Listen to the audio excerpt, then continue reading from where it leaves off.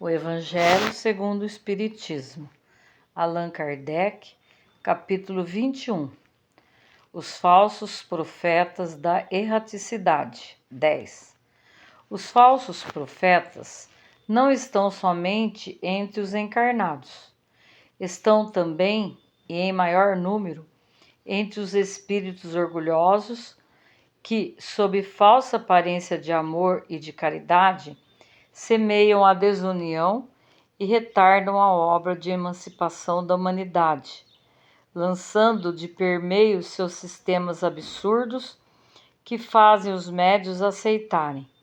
E para melhor fascinar aqueles que querem enganar, para dar mais peso às suas teorias, se ornam sem escrúpulo de nomes que os homens não pronunciam senão com respeito.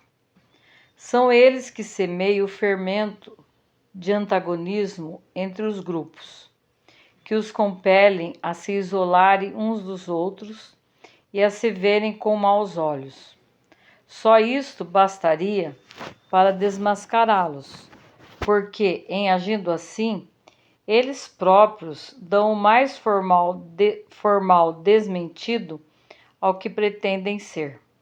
Cegos, pois, são os homens que se deixam prender em armadilha tão grosseira. Mas há muitos outros meios de reconhecê-los.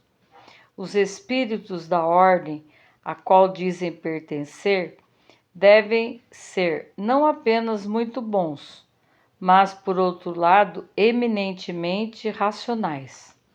Pois bem, passai seus sistemas pelo crivo da razão e do bom senso, e vereis o que deles restará. Convinde comigo, pois, que todas as vezes que um espírito indique como remédio para os males da humanidade, ou como meio de atingir a sua transformação, coisas utópicas e impraticáveis, medidas pueris e ridículas, quando formula um sistema contraditado pelas mais vulgares noções da ciência, esse não pode ser senão um espírito ignorante e mentiroso. De outro lado, crede bem que se a verdade não é sempre apreciada pelos indivíduos, o é sempre pelo bom senso das massas, e está ainda aí um critério. Se dois princípios se contradizem, tereis a medida do seu valor intrínseco, procurando aquele que encontra mais eco e simpatia. Seria ilógico, com efeito, admitir que uma doutrina que visse diminuir o número dos seus partidários fosse mais verdadeira que aquela que vê os seus aumentarem. Deus, querendo que a verdade chegue para todos, não a confina em um círculo restrito. Fala surgir em diferentes pontos, a fim de que, por toda parte, a luz esteja ao lado das trevas. Repeli impiedosamente todos esses espíritos que se apresentam como conselheiros exclusivos, pregando a divisão e o isolamento.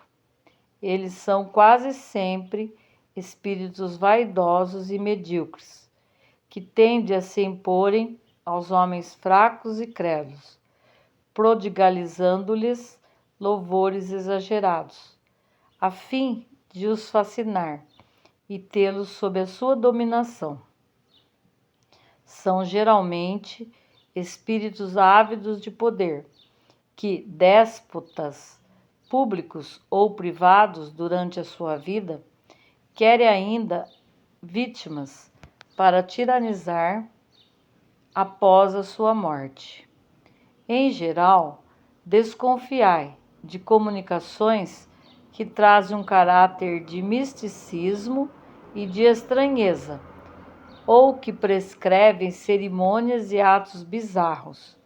Então, há sempre um motivo legítimo de suspeição. De outro lado, crede bem que quando uma verdade deve ser revelada à humanidade, ela é, por assim dizer, instantaneamente comunicada em todos os grupos sérios que possuem médios sérios, e não a estes ou aqueles, com exclusão dos outros. Ninguém é médio perfeito. Se está obsediado, e a obsessão manifesta quando o médium não é apto senão para receber as comunicações de um espírito especial, por mais elevado que ele mesmo procure se colocar.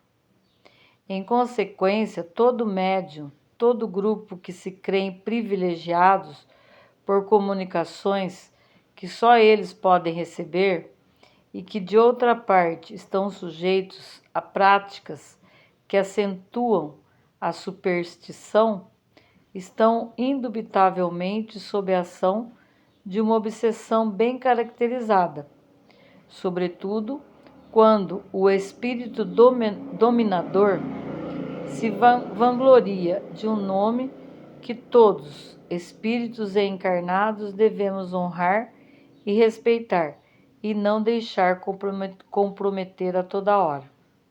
É incontestável que, submetendo ao cadinho da razão e da lógica todos os dados e todas as comunicações dos espíritos, será fácil repelir a absurdidade e o erro. O médium pode ser fascinado, um grupo é enganado, mas o controle severo dos outros grupos, o conhecimento adquirido, a alta autoridade moral dos chefes de grupo, as comunicações dos principais médios que recebem um cunho de lógica e de autenticidade de nossos melhores espíritos, farão rapidamente justiça a esses ditados mentirosos e astuciosos, emanados de uma turba de espíritos enganadores ou maus. Erasto, discípulo de São Paulo, 1862.